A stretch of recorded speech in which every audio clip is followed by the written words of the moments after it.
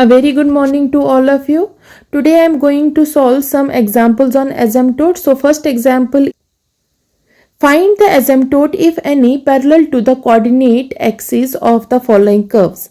First curve is 3xy plus 5x minus 4y minus 3 equal to 0, and second is x square y minus 3x square minus 5xy plus 6y plus 2 is equal to 0. So in previous lecture we have studied that for finding the horizontal and vertical asymptotes we have to find the coefficient of highest powers of x and y, and then we have to equate them to 0. So same procedure we will do here. The coefficient of highest power of x in equation 1 is basically 3y plus 5 from equation 1. So we write the coefficient of highest power of x in equation y is 3y plus 5, means this is 3y and from here it is 5. So we will equate this to 0. So 3y plus 5, this is equal to 0, is a linear factor. So this is the only asymptote, parallel to x-axis.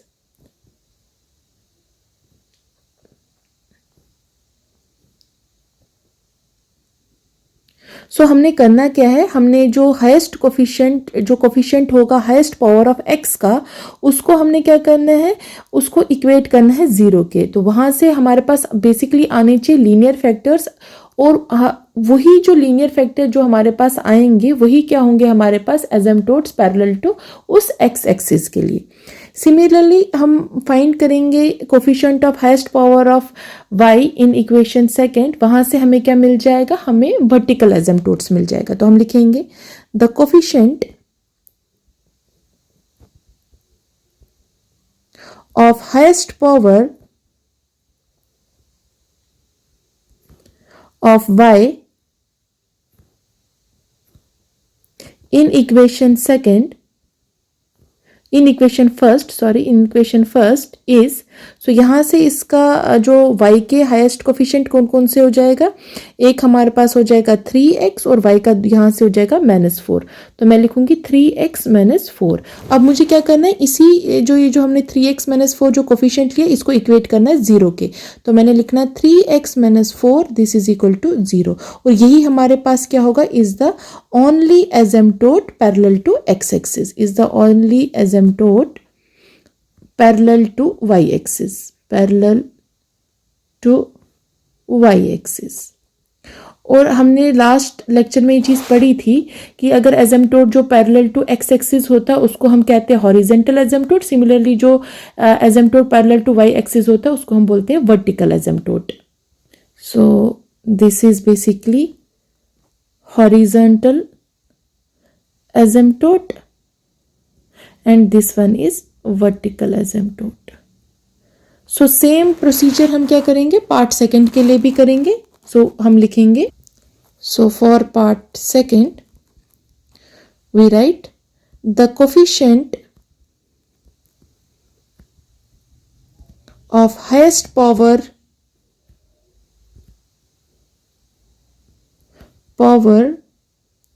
Of y, पहले x का लेते हैं, for of x in equation second is. तो second से हमारे पास क्या होगा, हाईएस्ट पावर ऑफ x के क्या क्या हो जाएगा, एक हमारे पास यहाँ से y हो जाएगा और हमारे पास क्या हो जाएगा यहाँ से -3 हो जाएगा.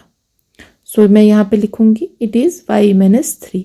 अब हमने क्या करना है, इसी को हमने इक्वेट करना है 0 के, और ये हमारे पास बेसिकली क्या है, एक लीनियर फैक्टर है. सो ये क्या होगा, is the asymptote parallel to X axis, is the asymptote parallel to X axis, जिसको हम क्या कहेंगे, हॉरिजेंटल एसिम्प्टोट, या हम इसको बोल सकते हैं हॉरिजेंटल एसिम्प्टोट. सिमिलरली हमने क्या करना है, coefficient of highest power of y को भी इक्वेट करना है. So the coefficient of highest power of y in equation second is, अब यहाँ से क्या क्या है हमारे पास, y के हाईएस्ट कोफिशिएंट, एक तो हमारे पास हो जाएगा एक्स स्क्वायर, दूसरा हमारे पास हो जाएगा जो हमारे पास y का हमने देखना है, दूसरा हो जाएगा -5x और तीसरा हो जाएगा 6। तो मैं लिखूंगी it is x square -5x and +6। तो अब हमने यही जो हमने कोफिशिएंट लिया है इसको इक्वेट करना है हमने 0 के, तो हमने लिखा एक्स स्क्वायर -5x + 6 = 0। सो अब ये एक क्वाड्रेटिक इक्वेशन है, तो हमें क्योंकि हमेशा लीनियर फैक्टर्स लेने होते हैं एसिम्पटोट्स के लिए, तो हम इसको क्या करेंगे, इसके फैक्टर्स निकालेंगे। तो जो इसके फैक्टर्स होंगे वो क्या हो जाएगा, एक आएगा x-2 और एक आएगा x-3 और उसको हम करेंगे इक्वेट टू 0। सो हम लिखेंगे देयरफॉर x-2 = 0 एंड x-3 = 0। ये सारे के सारे दोनों क्या है, basically these are linear factors, ये है लीनियर फैक्टर्स। सो यहाँ से हमारे पास क्या आ जाएगा, ये दोनों के दोनों हमारे पास आ गए asymptotes parallel. these are the asymptotes parallel to y-axis।